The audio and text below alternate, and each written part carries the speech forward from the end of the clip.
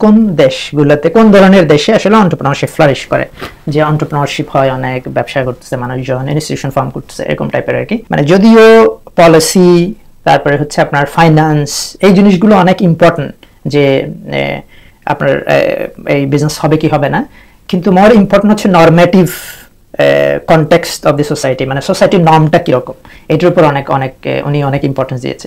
যেমন ধরেন কথার কথা, আপনার সোসাইটি কি ম্যারিটোক্রেটিক কিনা, আপনি কি পারফরমেন্সকে রিওয়ার্ড করেন কিনা, আর কেউ আপনার হার্ডওয়ার্ক করলো সে একটা কিছু অ্যাচিভ করলো তাকে আপনি রিওয়ার্ড করেন কিনা, আপনার সোসাইটি এরকম কিনা, আপনার সোসাইটি কি অপটিমিস্টিক কিনা, আপনার সোসাইটি কি হাই ট্রাস্ট কিনা, এই জিনিসগুলো কিন্তু ইনফ্লুয়েন্স করে, এগুলো নরমেটিভ।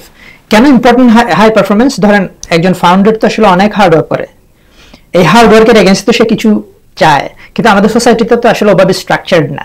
আমাদের সোসাইটিতে র্যান্ড সিকিং অনেক।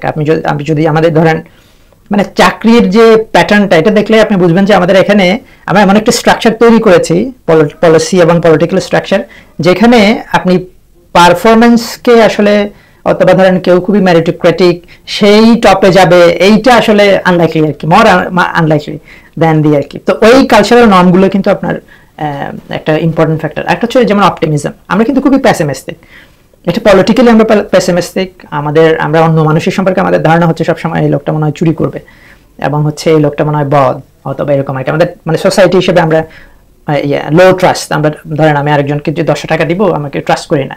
এগুলোর হয়তো ভ্যালিড রিজন আছে, সোসাইটাল হয়তো ইস্যুজ আছে, but the same time this also impacts আপনার হচ্ছে আপনার ব্রডার এন্টারপ্রেনারিয়াল ল্যান্ডস্কেপ আর কি।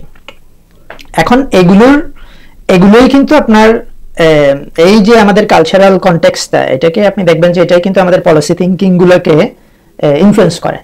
আপনি যদি আমাদের পলিসি মেকাররা যখন পলিসি মেক করে, আপনি দেখবেন যে পলিসিগুলো খুবই কমপ্লেক্স। যদিও আমরা 13 বছর ধরে আমরা অনেক কথাবার্তা বলছি, কিন্তু বেসিক যে পলিসি থিঙ্কিং এই জায়গায়, এই যে এটা কি মানে কথার কথা একটা ডিসিশনে আসা, যে এটা কি আসলে টাকার সমস্যা, এটা কি ব্যবসা করার যে আমাদের ওভারঅল এনভায়রনমেন্ট আছে এটার সমস্যা, এটা কি আমাদের মানে লোকজন আসলে ব্যবসা করতে চায় না, আমাদের যেহেতু আমাদের মিডল ক্লাস মাইন্ডসেট আছে এক ধরনের, ব্যবসাটা রিস্কি বিষয়, এই জন্য প্যারেন্টসরা অ্যালাউ করে না, এটা সমস্যা, এটা কি ব্যাংক লোন পাচ্ছেন এটা সমস্যা। মানে আপনার তো একটা এম্পিরিক্যাল ধারণা থাকতে হবে, যে আপনার বুঝতে হবে যে আসলে হোয়ার আর মাই প্রবলেমস।